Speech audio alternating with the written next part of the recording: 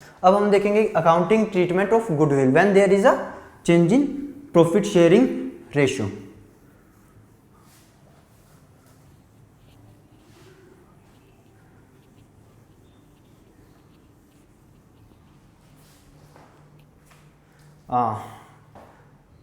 Accounting treatment for goodwill, ठीक है।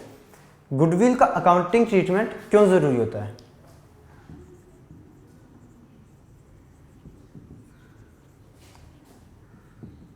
Accounting treatment of goodwill when there is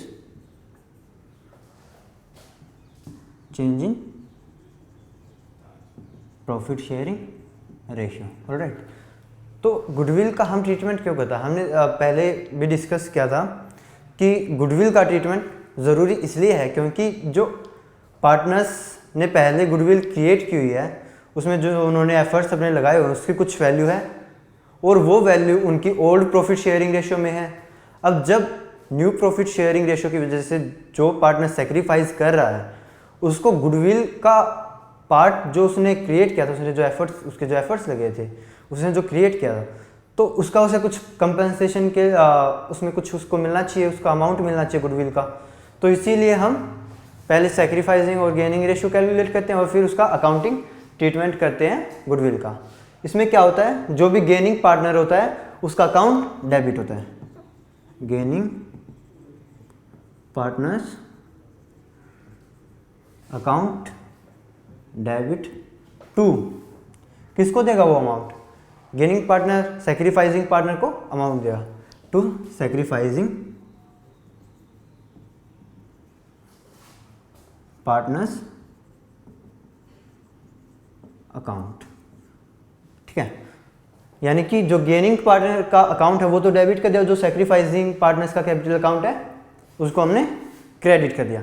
gaining partner एक से ज़्यादा भी हो सकते हैं, 2 भी हो सकते हैं, 3 भी हो सकते हैं। सेक्रीफाइसिंग पार्टनर भी सिमिलरली एक या एक से ज़्यादा हो सकते हैं। तो अभी एक क्वेश्चन करते हैं हम।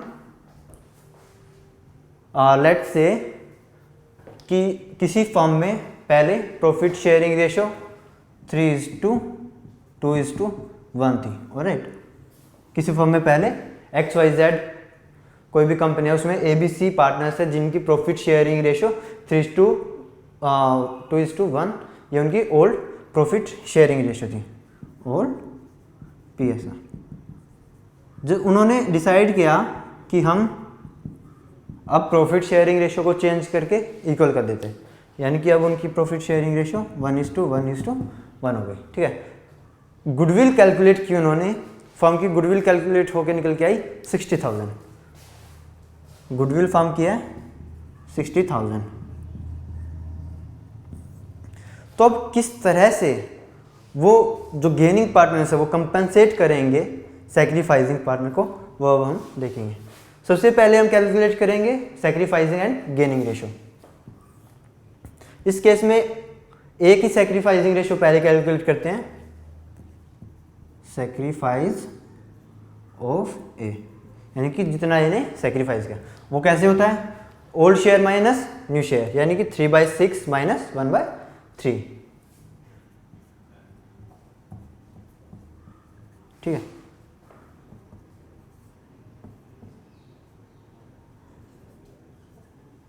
ये 1/6 जो है ए को सेक्रीफाइस करना पड़ा। अब सेक्रीफाइस ऑफ बी देखते हैं।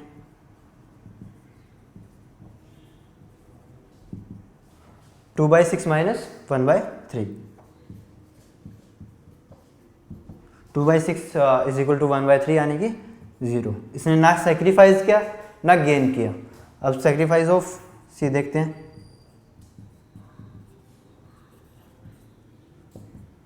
1/6 माइनस 1/3 यानी कि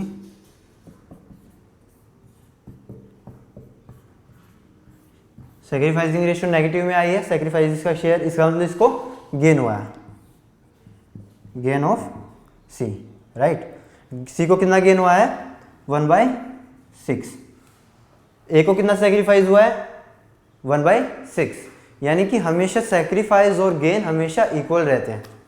इस केस में ए का जो 1/6 प्रॉफिट्स में जो उसका शेयर था वो ए को सेक्रीफाइस करना पड़ा है और सी को वो शेयर मिला, तो इसलिए सी को कंपनसेट करना पड़ेगा ए को।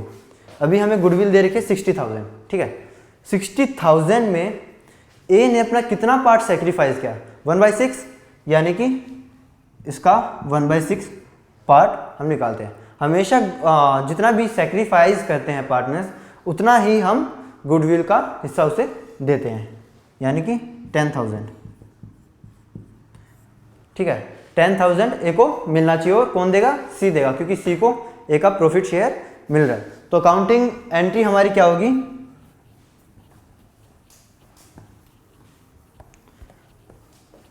अकाउंटिंग एंट्री यहाँ पे गेनिंग पार्टनर कौन है, गेनिंग पार्टनर यहाँ पे सी है। C is capital account debit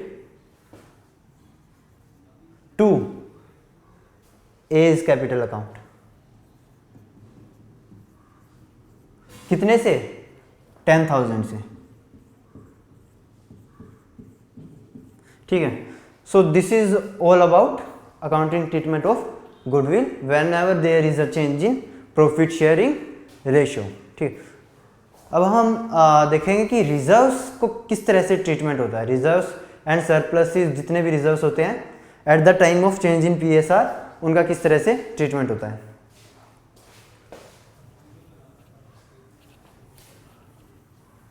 accounting treatment of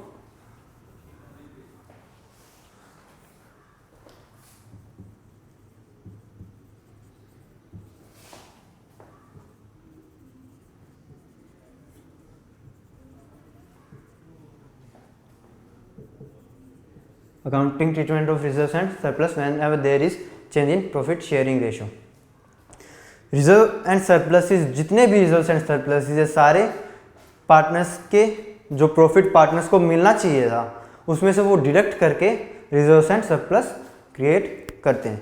यानी कि वो जितना भी रिजर्व्स एंड सरप्लस का पार्ट है, जितना भी रिजर्व्स एंड सरप्लस का अमाउंट है, वो सारा पार्टनर्स का प्रॉफिट है, जो कि उनकी ओल्ड प्रॉफिट शेयरिंग रेशियो से डिडक्ट किया गया है। अब जैसे कि उनकी अब न्यू प्रॉफिट रेशियो उनकी चेंज हो रही है, तो क्या होगा कि जितना भी उनको पार्ट उन्होंने कंट्रीब्यूट किया है रिजर्व्स एंड सरप्लस में, वो उसको अपने को लेके चले जाएंगे, यानी कि उनको अकाउंट को क्रेडिट कर दिया जाएगा और जितने भी रिजर्व्स हैं उनको डेबिट कर दिया जाएगा, ठीक है। ये रिजर्व्स एंड सरप्लस का ट्रीटमेंट होता है, ताकि जो भी सेक्रीफाइसिंग पार्टनर्स है उनको उनकी अगर फ्यूचर में उनकी रेशियो कम होने वाली है प्रॉफिट्स में, यानी कि अगर कभी फर्म डिसॉल्व होगी तो जितने भी रिजर्व्स हैं उनको न्यू प्रॉफिट शेयरिंग रेशियो में मिलेंगे। अगर उनको अभी अभी रिजर्व्स एंड सरप्लसेस जितने भी क्रिएट वो डिस्ट्रीब्यूट नहीं किए गए तो क्या होगा, फ्यूचर में उनको कम मिलने वाले हैं जितने भी सेक्रीफाइसिंग पार्टनर्स है, और गेनिंग पार्टनर्स को उसका बेनिफिट मिलेगा। तो इस चीज़ को कंपनसेट करने के लिए या तो हम रिजर्व्स को डिस्ट्रीब्यूट कर देते हैं या फिर उनके कैपिटल अकाउंट्स को एडजस्ट कर देते हैं। अगर हम रिजर्व्स को डिस्ट्रीब्यूट करते हैं तो किस तरह की अकाउंटिंग एंट्री होगी, reserves and surplus account debit, workforce compensation account debit, इस तरह के investment fund reserve account debit to all the partners capital account credit into the old profit sharing ratio. इस तरह से हम अकाउंटिंग ट्रीटमेंट करते हैं रिजर्व्स एंड सरप्लसेस का, ओके। तो ये तो हो गया हमारा रिजर्व्स एंड सरप्लसेस का, जब हम उनको डिस्ट्रीब्यूट करते हैं ओल्ड प्रॉफिट शेयरिंग रेशियो में पार्टनर्स को। और दूसरा तरीका इसका होता है कि जब किसी भी पार्टनर जो भी पार्टनर को सेक्रीफाइस हो रहा है और जिस पार्टनर को गेन हो रहा है उनके कैपिटल अकाउंट को एडजस्ट कर देते हैं हम। सपोज रिजर्व्स एंड सरप्लसेस हमारे 60,000 है, लेट्स टेक एन एग्जांपल, 60,000 है और कोई पार्टनर है ए, बी एंड सी, ठीक है। ए को सेक्रीफाइस करना पड़ रहा है 2/6 पार्ट, ए सेक्रीफाइस कर रहा है 2/6, और बी और सी जो हैं उनको इक्वली मिल रहा है 1/6, यानी कि वो गेनिंग पार्टनर्स हैं।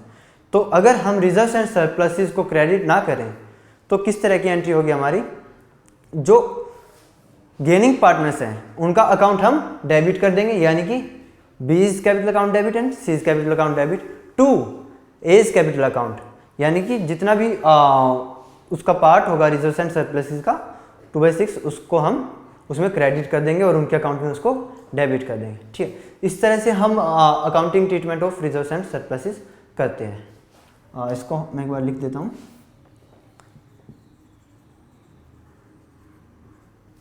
Like there are various type of reserve, like general reserve,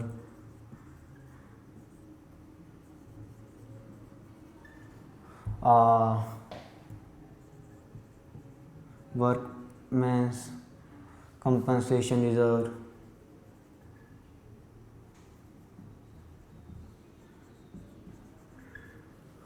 investment fund reserve,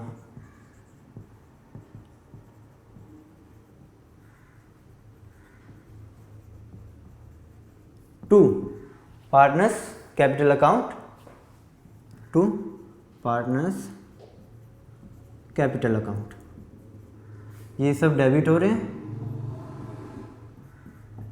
ये क्रेडिट हो रहे हैं, यानी कि इनको इनका अकाउंट क्रेडिट कर दिया, इनको भी पैसे मिलने वाले इन सब रिजर्व्स के in old profit sharing ratio. ठीक है, so this is how we treat reserves and surpluses if we are distributing them among the partners. ठीक है, और दूसरा तरीका हमारा होता है कि जो पार्टनर गेनिंग पार्टनर है उसके अकाउंट को हम डेबिट कर देते हैं और सैक्रिफाइसिंग पार्टनर को के अकाउंट को कैपिटल अकाउंट को हम क्रेडिट कर देते हैं। Gaining partners account debit to sacrificing partners capital account. ठीक है, बीइंग यहाँ पे इंफॉर्मेशन देते हैं हम, बीइंग कैपिटल एडजस्टेड